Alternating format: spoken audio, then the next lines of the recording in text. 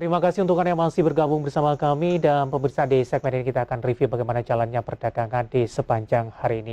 Dan kami ingatkan kembali Anda masih bisa secara aktif berpartisipasi dan bergabung bersama kami di telepon interaktif di 021391 di 5201 dan juga ada WhatsApp interaktif kami di 0812 di 1398 di 3749 seperti yang tertera di layar televisi Anda. Dan saat ini kami sudah terhubung melalui Zoom bersama dengan Bapak Octavianus Audi yang merupakan pengamat pasar modal. Kita akan langsung sapa saja. Pak Audi, apa kabar Pak? Kabar baik, Pak. Terima kasih. Terima kasih Pak Audi sudah meluangkan waktu di IDX Channel. Pak Audi, langsung saja di penutupan perdagangan di sesi kedua hari ini menguat di 0,81%.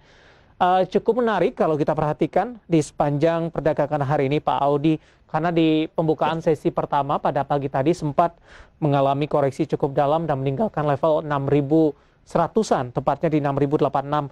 Namun di penutupan sesi kedua cukup kokoh ternyata 6.162 dan level tertinggi di sepanjang perdagangan hari ini. Bagaimana analisis Anda?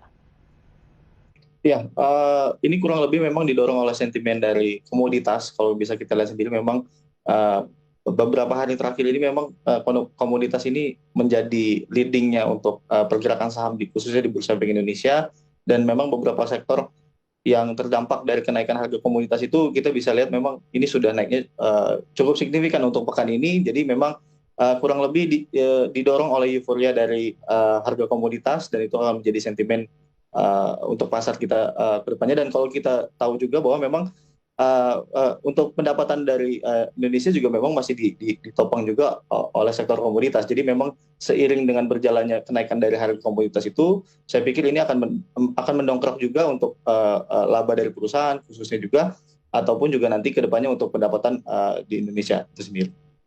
Baik, dari sisi sentimen Pak Audi, tampaknya para investor juga masih fokus perkembangan perusahaan properti asal China, seperti apa update-annya, kemudian potensi default dari Amerika Serikat, kemudian kenaikan yield Treasury Amerika Serikat tampaknya ikut mempengaruhi dari beberapa bursa global di sepanjang perdagangan hari ini. Seperti apa dampaknya terhadap indeks harga saham gabungan?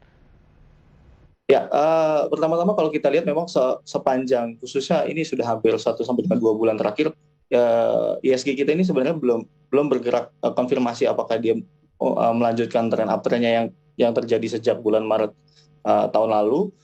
Dan kalau kita lihat di sini memang sentimen yang cukup besar untuk saat ini terhadap investor, khususnya investor yang ada di Indonesia ini adalah memang lebih ke arah pergerakan dari perekonomian Amerika Serikat. Dan kalau kita lihat memang sebenarnya tanda-tanda dari The Fed ini sudah mulai mau mengembalikan lagi suku bunganya dan untuk mau akan terjadi tapering.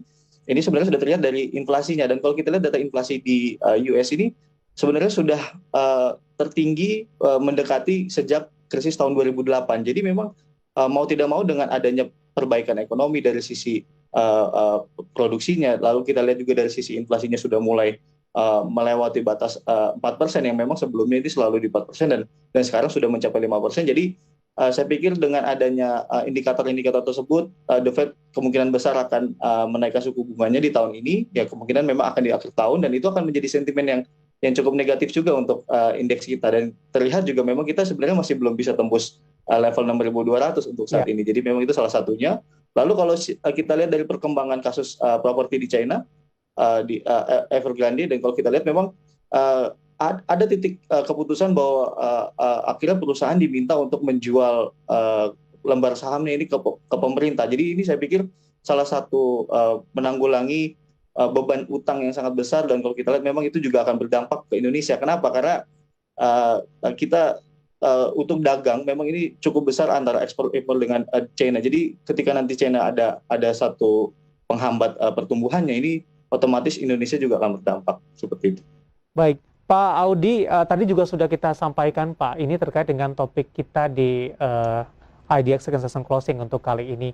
Indeks LQ45 se-Asia Tenggara masing-masing mempunyai indeks dengan komposisi yang sama, dengan kinerja keuangan yang bagus, pengelompokannya walaupun namanya berbeda-beda, tapi secara keseluruhan LQ45 di Indonesia secara Asia Tenggara ini pergerakannya tidak terlalu signifikan, Pak. Bahkan tadi juga disampaikan informasinya pergerakannya cenderung tertinggal dengan beberapa negara tetangga lainnya. Bagaimana Anda melihat kondisi ini? Apakah memang dengan adanya volatilitas pergerakan indeks harga saham gabungan, beberapa sentimen yang berkembang, para investor lebih banyak berinvestasi untuk sementara ini kepada saham-saham lapis di bawahnya, Pak Audi? Ya, sebenarnya kalau kita lihat ketika pasar kita turun, memang komposisi ISG itu hampir khususnya itu hampir diisi sekitar 8-10% bobotnya di saham-saham LQ45. Dan kalau kita lihat memang kalau untuk saham-saham LQ45 ini adalah kecenderungan saham-saham yang beta sahamnya juga di bawah 1 kali, yang artinya memang dia lebih defensif. Dan kalau kita lihat di sini faktor yang membuat kita agak tertinggal itu adalah ya bagaimana cara kita di Indonesia khususnya ini menanggulangi untuk kasus recovery dari COVID itu sendiri. Dan kalau kita lihat, kita beberapa kali dilakukan pembatasan sosial dan itu sudah sekarang ini sebenarnya saya sedikit sudah optimis untuk kedepannya. Kenapa? Karena dari sisi untuk vaksinasi kita sudah 42% dari jumlah penduduk Indonesia. Dan kalau saya lihat kenapa seperti Amerika, lalu Eropa, lalu bahkan di Asia Tenggara itu sendiri, kenapa mereka bisa lebih cepat? Karena salah satu faktor utamanya adalah proses vaksinasinya itu sudah merata dengan cepat. Jadi memang saya melihat perkembangan Indonesia dengan recovery tingkat kesembuhannya ini juga sampai 95%. Saya pikir ini kita tinggal tunggu momentumnya aja, tinggal perbaikan ekonomi ini tinggal berjalan. Jadi saya pikir walaupun terlambat, tapi setidaknya saya yakin ISG masih bisa bertumbuh ke depannya. Oke, dengan sisa waktu hanya beberapa bulan ke depan di 2021, target dari Anda, Pak Audi? Ya, kalau untuk sampai dengan akhir tahun memang target terdekat ini atau target sampai dengan di bulan Desember ini adalah di sekitar 6.300 sampai dengan 6.400 itu untuk target netralnya. Artinya bukan yang terlalu optimis, dan saya pikir untuk level 6.300 sampai dengan level 6.400 dengan berjalannya nanti ekonomi kita sudah mulai membaik dan sudah mulai adanya pergerakan atau mobilitas dari masyarakat, sehingga adanya tingkat konsumsi juga kita naik, ya otomatis ini saya pikir akan sangat realistis untuk mencapai di level tersebut sampai dengan di akhir tahun ini. Baik, dari indeks LQ45 kita bergeser sedikit Pak Audi ke komoditas. Tadi pun di awal perbincangan sempat Anda singgung sebenarnya komoditas nampaknya juga menjadi salah satu penopang, tapi kondisi berbeda. Pada perdagangan hari ini beberapa saham dari pertambangan batubara justru mengalami koreksi. Apakah ini masih koreksi yang wajar dan Anda tetap merekomendasikan untuk komoditas pertambangan batubara sampai dengan akhir tahun kalau kita melihat beberapa perkembangan sentimen secara global, Pak Audi? Ya, sebenarnya ini sudah termasuk koreksi yang cukup wajar. Kenapa? Kalau kita lihat beberapa emiten yang khususnya di sektor pertambangan ini memang sudah kenaikannya dalam sepekan terakhir juga sudah signifikan, dan kalaupun akan terjadi adanya koreksi, itu menurut saya akan masih dalam koreksi yang cukup wajar. Kenapa? Karena memang dalam satu tren itu memang tidak akan selalu terus naik, dan kalau kita lihat sebenarnya patokannya adalah dari harga batu baranya itu sendiri, dan kalau kita lihat di sini juga trennya masih sangat bullish, jadi saya pikir ini masih cukup menarik. Yang masih Anda rekomendasikan Pak Audi di saham-saham pertambangan batubara, Pak? Ya, kalau untuk batubara saya suka dua, itu adalah ada ITMG dan ada PTBA. Baik, secara teknikal untuk PTBA Pak Audi? Ya, kalau untuk PTBA sekarang masih bisa, kalau ada posisi masih bisa hold dengan memang level resisten ini masih cukup terbuka, peluangnya menuju level 2.780 ini level berikutnya. Kalaupun ada koreksi, saya pikir jika koreksi PTBA ini tidak turun ke bawah 2450, itu saya pikir masih cukup menarik, dan itu masih dalam koreksi yang cukup wajar. Kalau kita lihat sebelum-sebelumnya memang ketika kenaikannya cukup signifikan, ini akan terjadi adanya koreksi yang sehat, tapi itu saya pikir masih cukup wajar selama masih di atasnya 2450. Oke, ITMG singkat saja Pak Audi. Oke, kalau untuk ITMG juga sama, ini juga masih cukup menarik. Kalaupun ada koreksi, saya pikir untuk level supportnya ini di atas 18.700 ini masih tetap boleh di hold dulu.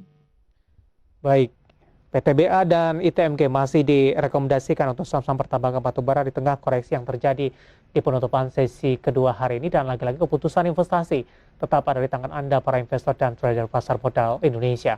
Pak Audi, kita akan jeda terlebih dahulu. Pertanyaan sudah cukup banyak masuk di WhatsApp interaktif kami dan kita juga masih menunggu partisipasi dari pemirsa IDX Channel di telepon interaktif, dan nanti juga kita akan lihat saham-saham pilihan apa saja yang Anda rekomendasikan. Dan pemirsa, kami akan segera kembali usai jeda berikut ini.